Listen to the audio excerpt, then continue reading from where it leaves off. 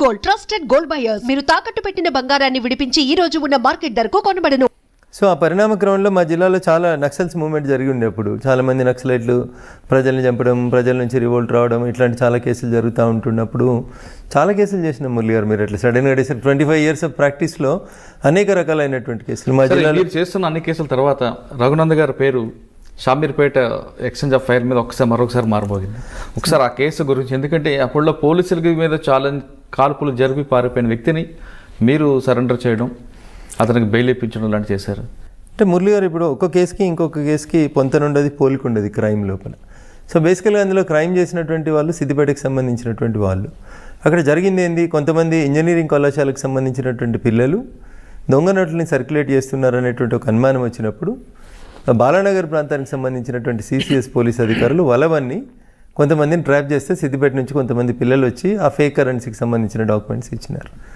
దాన్ని తయారు చేస్తున్నటువంటి ఒక వ్యక్తిని మళ్ళీ పిలవడానికని పోలీసు వాళ్ళు ట్రాప్ చేసినారు. ట్రాప్ చేసి రమ్మన్నప్పుడు వాడికి ఎందుకో డౌట్ వచ్చి వాడు ఇంకో 2-3 స్నేహితులను తీసుకొని కారులో వచ్చి షామీర్పేట ప్రాంతంలో ఉన్నారు. ఈవినింగ్ ఇట్ అబౌట్ 5:45, 6 ఆ ప్రాంతంలో. సో వీళ్ళు కారు దిగి దగ్గరికి వస్తున్నప్పుడు ఆ పిల్లల పక్కన సివిల్ డ్రెస్లో ఉన్నటువంటి వాళ్ళని చూస్తే వాళ్ళకి అనుమానం వచ్చింది. వాళ్ళు పోలీసు వాళ్ళు ఏమో అని డౌట్ వచ్చింది వాళ్ళకి. ఈ లోపలనే పోలీసు వాళ్ళు వీళ్ళని చుట్టుముట్టడం జరిగింది. అక్కడ ఎక్స్చేంజ్ ఆఫ్ ఫైర్ ఏం జరగలేదు నాకు తెలిసి. ఆ దొంగ నోట్లు తయారు చేస్తాడని ఆరోపణ ఎదుర్కొంటున్నటువంటి వ్యక్తి ముస్లిం. అతను పోలీసు వాళ్ళు పట్టుకోవడానికి ప్రయత్నం చేసినప్పుడు అతని దగ్గర ఒక కత్తి ఉండే, ఆ కత్తితోటి ఆ ఎస్ఐ గారిని గాయపరిచినాడు. ఇమ్మీడియట్గా పక్కన ఉన్నటువంటి మఫ్టీలో ఉన్నటువంటి పోలీసు వాళ్ళు ఫైర్ ఓపెన్ చేసినారు. మిగతా వాళ్ళంతా పారిపోయినారు. అతను అక్కడే చనిపోయినాడు. ఎస్ఐ గారు కొంచెం కత్తితో పొడిచినటువంటి గాయాలైనా ఇంకో కానిస్టేబుల్ చనిపోవడం జరిగింది ఆ పెనుగులాట్లు. సో వారికి సంబంధించిన వాళ్ళందరూ మా సిద్దిపేట దుబ్బాక ప్రాంతానికి సంబంధించినటువంటి పిల్లలు వాళ్ళంతా. నేను అప్పటికే ఒకసారి దుబ్బాక నుంచి ఎమ్మెల్యేకి పోటీ చేస్తున్నాను. క్రిమినల్ సైడ్ కొంచెం బాగా ప్రాక్టీస్ చేస్తానని పేరున్న అడ్వకేట్ని. సో అప్పుడు హైదరాబాద్ పోలీస్ కమిషనర్ రంగారెడ్డి సైబరాబాద్ ప్రాంతానికి వస్తుంది. సైబరాబాద్ పోలీస్ కమిషనర్గా ఉన్నటువంటి ఆఫీసర్ కొంచెం స్ట్రిక్ట్ అని, ఎన్కౌంటర్ చేస్తారని, ఇట్లా రకరకాలైనటువంటి ఊహాగానాలు జరుగుతున్నటువంటి తరుణంలోనే ఒక ఎన్కౌంటర్ అయింది శంషాబాద్ ప్రాంతం లోపల.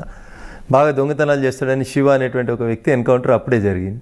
సో ఇతన్ని కూడా ఎన్కౌంటర్ చేస్తాడనేటువంటి భయాందోళనలు ఉన్నప్పుడు ఇంకా నేను నాకున్నటువంటి ప్రాక్టీస్ని, పొలిటికల్ ఇన్ఫ్లుయెన్స్ని అన్నింటిని ఉపయోగించి అతన్ని అఫీషియల్గా సరెండర్ చేసి ఎన్కౌంటర్ కాకుండా కాపాడగలను. సబ్సిక్వెంట్గా బెయిల్ మీద బయటకు వచ్చాడు.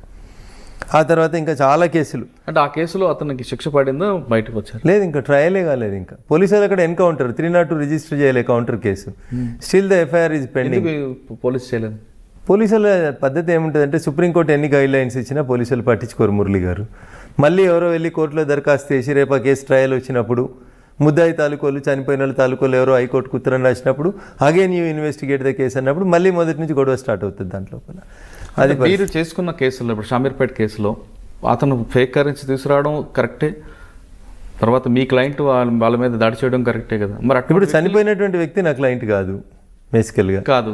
ఎవరైతే కారు తీసుకొని తన కారులో హైదరాబాద్ దాకా పోదాని రమ్మని ఆ చనిపోయినటువంటి వ్యక్తి రిక్వెస్ట్ చేస్తే వచ్చినటువంటి వ్యక్తులు ఎవరైతే ఉన్నారో వాళ్ళకి ఆ దొంగ నోట్లకి సంబంధం లేదు, వాళ్ళకి క్రైమ్కి సంబంధం లేదు.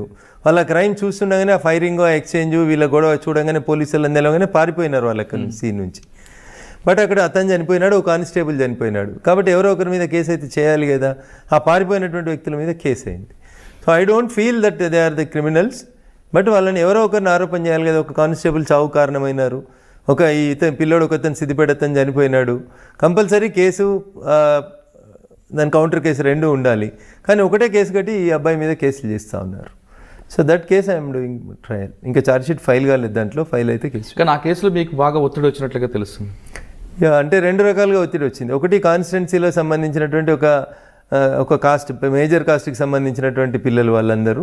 కాబట్టి ఆ కాస్ట్ నుంచి ఏదో ఒక రకంగా మా పిల్లల్ని కాపాడాలనేటువంటి ఒత్తిడి ఒకవైపు నుంచి అయితే, పోలీసుల వైపు నుంచి అటువైపు మీరు ఉండొద్దు, ఇది అన్యాయం, మా పోలీసు వాళ్ళు ఇంజూరీ అయినటువంటి కేసులలో కూడా మీరు రావడం మాకు బాధాకరం అని చెప్పి తెలిసిన పోలీస్ ఆఫీసర్స్ కొందరి నుంచి కొంత ఒత్తిడి.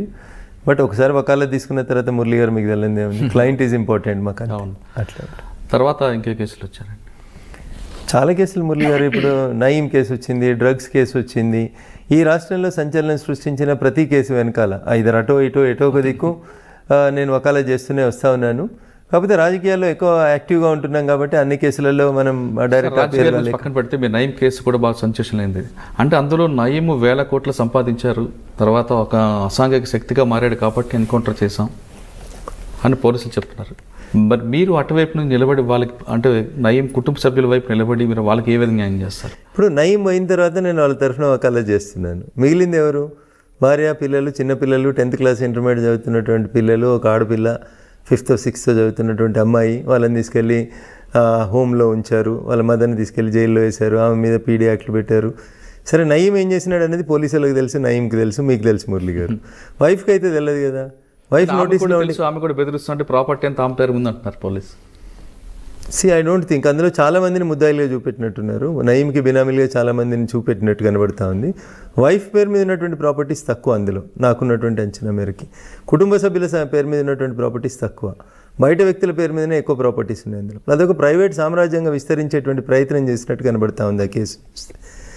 దాంట్లో కూడా I don't think the investigation is proper Murali గారు. ఎందుకంటే ఎప్పుడో 15 సంవత్సరాల క్రితం తూపురానికి వెళ్ళి తీసుకుపోయిన ఆయన చంపేసిండు నయీమని 15 సంవత్సరాల తర్వాత ఛార్జ్షీట్ వేస్తే ఏం మిగులుతుంది కేసులో మురళి గారు? మీరు చెప్పండి. ఎక్కడో శ్రీశైలంలో మర్డర్ చేసిరంటారు, శవం దొరకది, చంపిన వాళ్ళు లేరు, డైరెక్ట్ ఎవిడెన్స్ లేదు.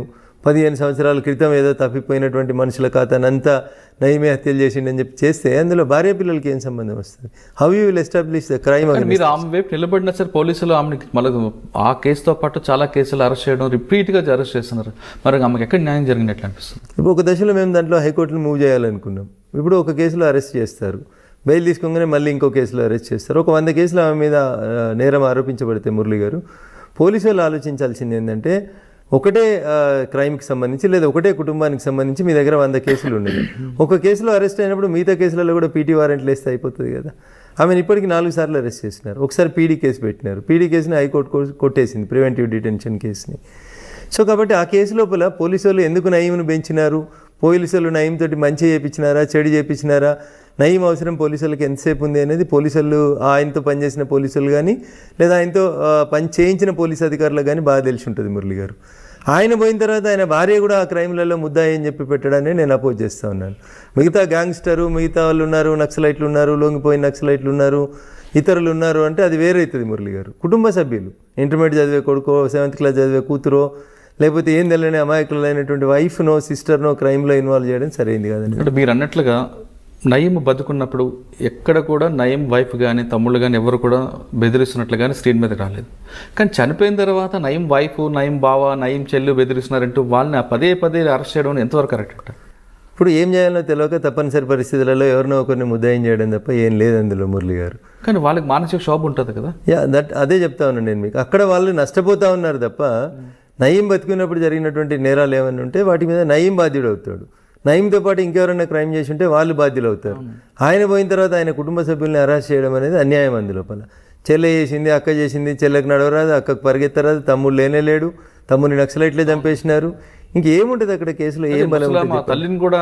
84 years ఉన్న ముసలోళ్ళని కూడా తెచ్చి రిమాండ్ చేసుడు, దానివల్ల ఏం సాధించగలుగుతారు మురళి గారు? వాళ్ళ మీద మీరు పిటిషన్ వేయచ్చు కదా.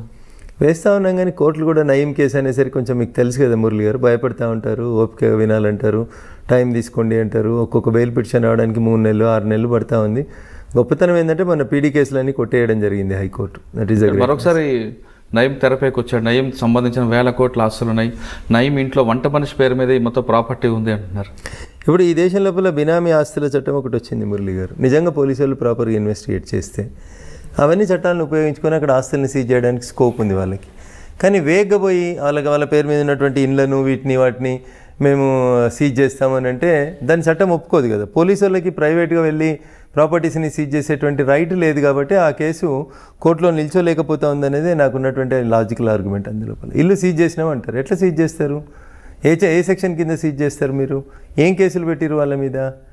బినామీ ప్రాపర్టీ చట్టం పెట్టినరా, లేకపోతే మనీ లాండరింగ్ పెట్టినరా? ఏ కేసు కింద నీకు ఇల్లు సీజ్ చేసే అధికారం పోలీసులకు ఉంది భారతదేశంలో? చెప్పండి. ప్రాపర్టీ సీజ్ చేసే రైట్ పోలీసులకు ఎక్కడుంది? ఏ చట్టం కింద సీజ్ చేస్తారు? దానికి ఆన్సర్ లేదు. వాళ్ళకి కూడా తెలుసు కేసు పోతాదని, కానీ ఇప్పుడున్న ప్రజలు బట్టి చేశారని అనుకోవచ్చా మనం? అంతే. టెంపరీగా ఆ రోజు జనంలో ఒక రకమైనటువంటి అది క్రియేట్ చేయడానికి చేస్తున్నటువంటిది తప్ప అందులో శాంక్టిటీ పెద్దగా ఏం కనబడట్లేదు మురళి గారు. ఆ కేసులలో బలం ఉన్నట్టు నేనైతే ఫీల్ కావట్లేదు. ఓకే, నయీం కేసు తర్వాత మీరు ఇంకా డ్రగ్స్ కేసుకు వచ్చినప్పుడు మీరు చూసినారు. డ్రగ్స్ కేసు లోపల కూడా సినిమా ఇండస్ట్రీ మీద పలు ఆరోపణలు. బేసికల్గా అక్కడ ఇన్వెస్టిగేషన్ జరగాల్సింది స్కూళ్ళలో చిన్నపిల్లలకి డ్రగ్స్ ఎట్లా వచ్చినాయి అనేది ఇన్వెస్టిగేట్ చేయాల్సిన కేసుని దాన్ని తీసుకెళ్ళి ఎవరో సినిమా వాళ్ళు సప్లై చేసిరని, సినిమాకి వెళ్ళి నిర్మాతలకి వెళ్ళి హీరోలకి వెళ్ళి హీరోయిన్లు, దాన్ని ఏదో సంచలనమైనటువంటి కేసుగా డైవర్ట్ చేసేటువంటి ప్రయత్నం చేసిరు తప్ప, మొదట మనకు అనుమానం వచ్చింది, మీడియాలో వచ్చింది, ఎక్కడ వచ్చింది, స్కూల్ పిల్లలకి డ్రగ్స్ ఎక్కడి నుంచి వస్తున్నాయి అనేది, ఒక కార్పొరేట్ స్కూల్ దగ్గర అమ్ముతున్నారు అనేది బేసికల్గా ఇష్యూ స్టార్ట్ అయింది మనకి. దాన్ని ఆ దిశగా డ్రైవ్ చేయకుండా దాన్ని తీసుకెళ్ళి సినిమా ఇండస్ట్రీకి లింక్ చేసి, సినిమా ఇండస్ట్రీలో కొంతమంది పెద్దవాళ్ళకి లింక్ చేసి దాని ద్వారా ఏదో చేసుకున్నారని, డబ్బులు పెద్ద మొత్తంలో చేసినాయని, ఇట్లాంటి వాటిల్లో అక్కడ కూడా నేను అపోజ్ చేసింది ఎప్పుడు మురళి గారు, పోలీస్ స్టేషన్కి పిలిచి మీ గోర్లు ఇవ్వండి, మీ వెంట్రుకలు ఇవ్వండి, మీ రక్త నమూనాలు ఇవ్వండి అని 10వ అంతస్తులో కూర్చోబెట్టి చుట్టూ 10 మంది పోలీస్ అధికారులు నిల్చొని తీసుకునే రైట్ మీకు ఎక్కడుంది అని అడిగిన నేను మురళి గారు. అక్కడ నేను ప్రశ్నించిన, నేను పోలీసులు తప్పు చేసినప్పుడు సార్ మీరు చేస్తుంది తప్పు అని అంటున్నా నేను, అంతకుమించి మీరు ఇన్వెస్టిగేషన్ చేయొద్దని నేను ఎప్పుడు చెప్పలేదు. ఏ చట్ట ప్రకారం నువ్వు అది తీసుకుంటున్నావు, హెయిర్ తీసుకోవాలని నువ్వు అనుకున్నావు, సో ఈ గివ్ హిమ్ ఏ నోటీస్, ఆయనకు నోటీస్ ఈ ప్రొసీజర్ ఏం చెప్పింది, కోర్టు ప్రొసీజర్ ప్రకారం unless and until drunk and డ్రైవ్లో తప్ప మిమ్మల్ని తీసుకెళ్ళి టెస్ట్లు చేయించి మిమ్మల్ని మీ శరీరంలోంచి ఆల్కహాల్ ఉందా లేదా అని చెప్పి టెస్ట్ చేసేటువంటి పరిస్థితి మీకు డ్రంక్ అండ్ డ్రైవ్ కేసులలో మినహా పోలీసు వాళ్ళకి మీ శరీరంలోంచి ఒక భాగం తీసుకొని పోయే అధికారం ఎక్కడిది? గోర్లు ఎక్కడికి వెళ్ళి తీసుకుంటారు, వెంట్రుకలు ఎట్లా తీసుకుంటారు? తీసుకోమని నీకు చట్టం చెప్తే ఏ చట్ట ప్రకారం తీసుకుంటున్నావో నాకు నోటీస్ ఇవ్వమని అడిగా నేను. సో అక్కడి నుంచి ఈ మొండితనం, ఈ గొడవలు స్టార్ట్ అవుతున్నట్టు కనబడుతుంటుంది మురళి గారు. దాంట్లో కూడా హైకోర్టు అదే చెప్పింది, మేము కేసు ఫైల్ చేసిన తర్వాతనే మీరు ఎవరిని పిలిచినా వాళ్ళ కాన్సెంట్ లేకుండా వాళ్ళ శరీరంలోని ఏ పార్ట్ కూడా తీసుకోవద్దు అని చెప్పింది. అది నేచురల్ జస్టిస్ మురళి గారు. అది అక్కడే గొడవ స్టార్ట్ ఆ కేసులో అంత హైప్ తీసుకొచ్చిన పోలీస్ ఆఫీసర్స్ అంటే ఎక్సైజ్ డిపార్ట్మెంట్ తర్వాత చార్జ్ షీట్ వేసిన అంత పెద్ద ప్రయోజనం కనిపించట్లేదు. ఏం పర్లేదు, కొండందవి ఎలుకను కూడా పట్టలేకపోయినారు మురళి గారు. నేను అదే చెప్తా ఉన్నా మీకు. When you have consumed a drug or myself I have consumed a drug అనుకోండి, అది ఎంతకాలం ఉంటుంది మన శరీరం లోపల, ఏ రోజు కన్జ్యూమ్ చేసిన డ్రగ్ ఎక్కడిది, ఇండియాలోకి ఎప్పుడు వచ్చింది, సప్లై చేసింది ఎవరు, తీసుకెళ్ళింది ఎవరు, ఇట్లా అసలు ఏమైనా సైంటిఫిక్ ఎవిడెన్సే లేకుండా మురళి గారు సంచలనాల కోసం కేసులు చేస్తాం, టీవీలలో బ్రేకింగ్ల కోసం స్క్రోలింగ్ల కోసం కేసులు చేస్తామంటే ఎట్లా కుదురుతుంది మురళి గారు? ఇప్పుడు మీరు చెప్తున్న ట్రక్ కేసులో కూడా మీకు తెలుసు, జనానికి తెలుసు ఆ కేసులో ఏం జరగదు, మీరే అంటున్నారు కొండంతా వెలంకి పట్టేట్టు, కానీ వాళ్ళకి జరగాల్సిన డ్యామేజ్ ఆల్రెడీ జరిగింది కదండి. సో లాభం జరిగిందా దానివల్ల నష్టం జరిగిందా అనేది నేను ఇప్పుడే చెప్పలేను సార్ మీకు. సో కొంత సినిమా ఇండస్ట్రీ భయపట్టింది, కొందరు సినిమా హీరోలు ఆందోళనకు గురైనారు, డబ్బులు ఖర్చు పెట్టుకున్నారు, రకరకాలైనటువంటి ఇబ్బందులు పడ్డారు అనేటువంటి మాట వాస్తవం మురళి గారు. సో ఒక కేసుని కప్పిపుచ్చడానికి మీరు అప్పుడు తెలంగాణ రాష్ట్రంలో జరిగిన 1, 2, 3, 4 కేసులని వరుసగా చూస్తే, ముందు డ్రగ్స్, తర్వాత నయీము, ఆ తర్వాత మియాపూరు, ఇట్లా ఒకటి తర్వాత ఒకటి ఒక గీతని తుడపకుండా దాని పక్కన ఒక పెద్ద గీత గీసి ఈ గీతని పక్కకి జరిపినట్టు కంటిన్యూస్గా వస్తున్నటువంటి ఆ క్రైమ్లకు సంబంధించినటువంటి సంఘటనల్ని పక్కదారి పట్టించడానికే ఒకదాని తర్వాత ఒక సంఘటనని బయటికి తీసుకొచ్చినట్టు కనబడుతుంది తప్ప ఏ ఒక్క సంఘటనలన్నా చివరిదాకా ఇన్వెస్టిగేషన్ కొనసాగి దోషుల్ని కోర్టు ముందు నిలబెట్టి ఒక్క కేసు చూపెట్టండి సార్ మీరు. అదే మీరు చెప్తున్నారు, ఒక కేసు కూడా ఓటుకు లేదు. మియాపూర్ భూములు సార్ నిజామాబాద్లో మీరు చూసినారు, అక్కడ బార్డర్ దగ్గర చెక్ పోస్ట్ దగ్గర 250 కోట్లు దొంగ రిసిప్ట్లు ఇచ్చినారని, సేల్స్ ట్యాక్స్లు, కమర్షియల్ ట్యాక్స్లలో పెద్ద కుంభకోణం జరిగిందని, సిఐడి ఎంక్వైరీ అవుతుందని, ఇది అవుతుందని, ఏది కానీ మీరు చెప్పండి, సంచలనం కోసమే చేసిరు తప్ప whether anybody is properly penalised or whether anybody is properly charge sheeted అనేది ఒక కేసు చెప్పండి సార్ నాకు. అది నీమ్స్లో స్టంట్స్ కాడి నుంచి మొదలుకుంటే ఇప్పుడు నడుస్తున్న ఈఎస్ఐ దాకా ఎన్ని కేసులు బయటకు వచ్చినా అవి కేవలం సంచలనంగా 4 రోజులు వార్తలలో వచ్చేందుకు తప్ప, కానీ మధ్యలో ఎంసెట్ కేసు మాత్రం బాగా సక్సెస్ అయినట్లుగా అనిపించింది. ఎవరు దోషులు ఎవరు దొరికినారు చూడండి దాంట్లో. బీహార్ నుంచి వాళ్ళు దొరికారు కదా. I don't think they are the original culprits sir. ఇంకా తెలంగాణలో ఉన్నటువంటి అసలు పెద్ద మనుషులను అయితే బయటికి తెచ్చినట్టు నేను అనుకోవట్లేదు సార్. అందులో కూడా అంటే వీటితో పాటు ఇంకేం కేసులు చేశారు? రెగ్యులర్గా ప్రొఫెషన్లో వచ్చేటువంటి కేసులలో గ్యాంగ్ రేప్ కేసులు, భయంకరమైనటువంటి పట్టపగల రోడ్ల మీద జరుగుతున్నటువంటి మర్డర్లు, బాగా మీకు కేసులు. ఈ కేసులో పోలీసులు బాగా వర్క్ చేశారు, అయినా నేను కాపాడాను అన్నది మీకు మనసుకు నచ్చిన కేసు వచ్చింది. ఇప్పుడు కోజీ క్లబ్లో ఒక ఇన్సిడెంట్ జరిగింది. కోజీ క్లబ్లో ఒక అమ్మాయి అబ్బాయి కలిసి వచ్చారు, ఒక ఇన్సిడెంట్ జరిగింది. బాయ్ ఫ్రెండ్ గర్ల్ ఫ్రెండ్ కలిసి వచ్చారు. లివింగ్ టుగెదరే తప్పు కాదని సుప్రీంకోర్టు చెప్పినాక మీరు నేను చేసేది ఏం లేదు కదా మురళి గారు. సో అనుకోకుండా అక్కడ మేనేజర్ రూమ్లో ఉన్న ఒక ఎయిర్ గన్ తీసుకొని అమ్మాయి ఆ అబ్బాయిని ఏదో మజాక్లో ఇట్లా అంటే అది ట్రిగ్గర్ ఫైర్ అయింది, ఆ పిల్లోడ్లోంచి బుల్లెట్ పోయింది. సో దాంట్లో బాధాకరమైనటువంటి విషయం ఏంటంటే అమ్మాయి ఈజ్ ఇన్నోసెంట్, ఏం తెలియదు, ఏదో కామెడీకి వచ్చినారు వాళ్ళు, అమ్మాయి అబ్బాయి కలిసి సరదాకు వచ్చేపు గడుపుదాం అనుకొని వచ్చినటువంటి సందర్భంలో అనుకోకుండా వాళ్ళకు తుపాకీ కనబడింది. అది బొమ్మ తుపాకీ అనుకుంది, but it is an air gun. Unfortunately air గన్తో కొడితే కూడా చనిపోయినటువంటి సంఘటన అది కోజీ క్లబ్. సో దాంట్లో అమ్మాయి తరఫున చేయాల్సి వచ్చింది తప్పనిసరి పరిస్థితుల్లో. తను ఒక అడ్వకేట్ కుటుంబానికి సంబంధించినటువంటి అమ్మాయి కాబట్టి పేర్లు అవన్నీ బయటకు వస్తే ఇబ్బంది అని చెప్పి అక్కడ స్థానికంగా పోలీసులు సరిగ్గా వర్క్ చేయలేదంటారు అప్పుడు. So I don't blame the police, but మాకుండేటువంటి అడ్వకేట్గా మాకుండేటువంటి అడ్వాంటేజెస్, క్లయింట్లకు ఏదైతే benefit of doubt should be given to the accused అనేటువంటి లాస్ట్ లైన్ ఒకటి ఉంటుందో అది, plus establishing the link from A to Z. English అక్షరాలు రాస్తే ఏ నుంచి జెడ్ దాకా రాస్తేనే మొత్తం ఆల్ఫాబెట్స్ కంప్లీట్ అయినట్టయితే, మధ్యలో అక్కడొకటి అక్షరాన్ని మనం లింక్ బ్రేక్ చేసినాం అనుకోరు మురళి గారు, you don't see that chain will be complete. కానీ అట్లా బ్రేక్ చేస్తాం. 302 పెట్టడంతో పాటు FSL పంపడం, లోకల్గా అన్ని ఎవిడెన్స్ తీసుకొచ్చారు. సంఘటన జరిగిన తర్వాత ఫస్ట్ పోలీసు వెళ్ళడం, మీడియా కూడా దూరం పెట్టడం, అది ప్రాపర్గా జరిగిందని అనుకుంటున్నాం. మరి కానీ మీ ఎక్కడ బ్రేక్ దొరికింది? నేను అదే చెప్తా ఉన్నాను సార్, ఇన్వెస్టిగేషన్లో మాకు చాలా లాక్యునస్ దొరుకుతాయి సార్. Not one issue. ఆ కేసు లోపల మనం సంఘటన స్థలాల్లో వాళ్ళు వెళ్ళి రూమ్ బుక్ తీసుకున్న దగ్గర నుంచి మొదలుకుంటే, రూమ్ బుక్ చేసి ఉండాలి కదా ఫస్ట్, మనం కోజీ క్లబ్లో మనం ఒక రూమ్ తీసుకున్నట్టు ఉండాలి కదా. అక్కడ నుంచి మొదలుకుంటే అక్కడ ఉన్న వాచ్మెన్ దగ్గర నుంచి అసలు ఎయిర్ గన్ ఎక్కడిది, ఎయిర్ గన్లో పెల్లెట్ ఎక్కడిది, 100 ఇష్యూస్ ఉన్నాయి సార్ అందులోపల. అంతా టెక్నికల్ ఎవిడెన్స్. పేరు మార్చి తీసుకున్నట్టుగా తెలుస్తుంది. లేదు సార్, లేదు, వాళ్ళ పేరు మీద తీసుకున్నారు. ఒరిజినల్గా వాళ్ళ పేరు మీదనే తీసుకున్నారు, అన్నీ వాళ్ళే చేశారు. అంటే ఎక్కడ మీకు బ్రేక్ కనిపించిందండి? అంటే సైంటిఫిక్ ఎవిడెన్స్లో బ్రేకేజ్ వచ్చింది అక్కడ. మళ్ళీ నేను చెప్తా ఉన్నా, మీకు ఆ ఎయిర్ గన్ మీద ఫింగర్ ప్రింట్స్ తీసుకోలేదు, ఆ అమ్మాయి ఫైర్ చేసిందని చెప్పి చెప్పలేదు, అమ్మాయి రూమ్లో ఉంది అని చెప్పి ఎవరు సాక్ష్యం చెప్పడానికి కూడా చెప్పలేదు అక్కడ.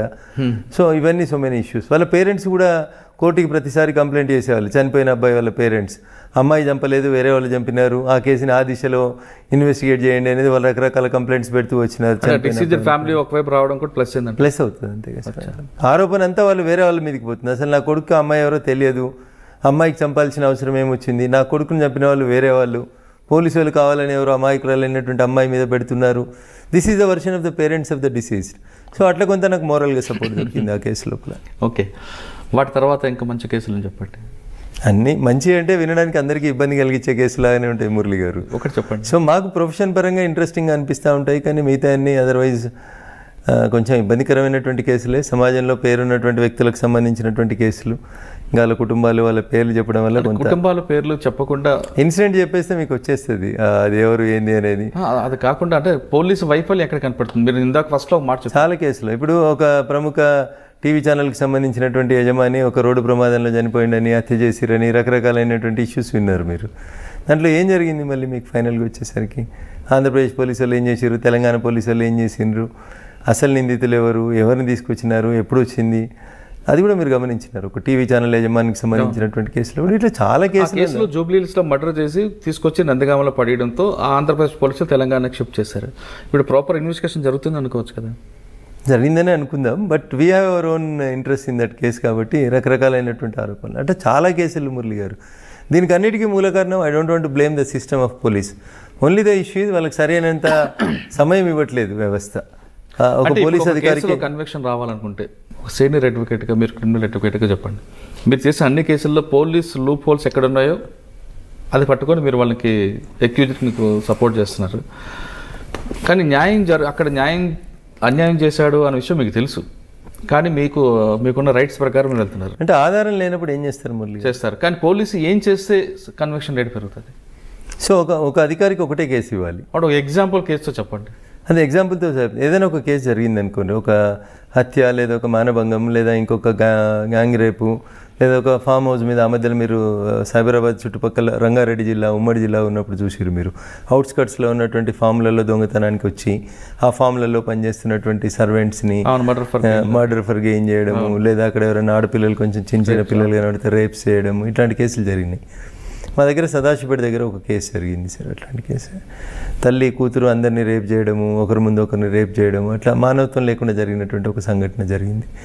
అట్లా ఒక 5-6 ఇన్సిడెంట్లు జరిగిన తర్వాత మీరు బాచ్పల్లి ప్రాంతంలో ఒక ఎన్కౌంటర్ జరిగింది, మీకు గుర్తుండాలి. తెల్లవారుజాము సురేంద్రబాబు గారు అప్పుడు కమిషనర్గాను, రంగారెడ్డి ఎస్పీగా ఉన్నప్పుడు ఒక 5 డెకాయిటర్స్ని కొట్టేసినారు. సో ఆ తర్వాత కొంతకాలం మళ్ళీ ఈ ఫామ్ హౌస్ డెకాయిటీలు, ఈ గ్యాంగులు కొన్ని ఆగినట్టు కనబడుతూ ఉంటాయి. ఇప్పుడు మీకు మా ఏరియాలో ముత్తూట్ ఫైనాన్స్ దొంగతనాలు, యూకో బ్యాంక్ అని ఒక బ్యాంక్ని పట్టపగలు దోసినారు, 32 లక్షలు దోసుకుపోయినారు పట్టపగలు పటాన్చేరులో. ఆ యూకో బ్యాంక్ కేసు చేసినాం మేము. ముత్తూట్ ఫైనాన్స్ కేసెస్లో కిలోలు బంగారం తీసుకుపోతా ఉన్నారు పగటిపూట వచ్చి. మీరు చెప్తాను ఫస్ట్ కేసులో యూకో బ్యాంక్ కేసులో మీ కేసు బ్రేక్ కావడానికి అసలు ఎంతకాలం పట్టిందో తెలుసా మురళి గారు? చిన్న పిల్లలు, నాట్ ఈవెన్ 25 ఏజ్ గ్రూప్ ఉన్న 4 పిల్లలు కలిసి చేసినటువంటి ఒక క్రైమ్ను బ్రేక్ చేయడానికి పోలీసులకు అసలు ఏం అర్థం కానటువంటి పరిస్థితి. కిలోల కిలోల బంగారం పోయింది అందులోపల. అసలు ఆ లాకర్లో ఉన్నటువంటి మొత్తం అవును. కస్టమర్స్ పెట్టుకున్నటువంటి బంగారం సంచులు కట్టుకొని ఎత్తుకొని పోయినారు వాళ్ళు అందులోపల. అందులో పోలీసులు కూడా ఆరోపణలు ఎదుర్కొన్నారు. మొత్తం రికవరీ చేసినారు, కానీ కొంత బంగారమే కోర్టులో పెట్టినారు, మిగతా అంతేదో పంచుకున్నారు. ఇట్లా రకరకాలైనటువంటి ఆరోపణలు వచ్చినటువంటి సందర్భం చూసినాం.